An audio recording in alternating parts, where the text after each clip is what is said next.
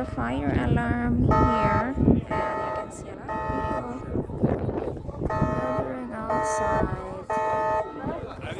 Brannalarm utløst. Vennligst forlat bygningen gjennom utganger og nødutganger.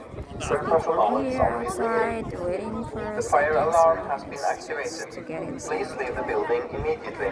Use So the if there exits is a and fire fire alarm exits. in the mall Follow the or at the directions shopping from the center, staff. so people will be carrying or gathering outside.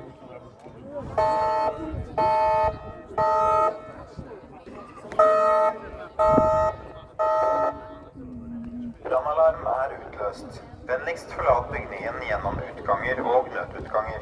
Følg personalets anvisninger. The fire alarm has been activated. Please leave the building immediately. Use the exits and fire exits. Follow the directions from the staff.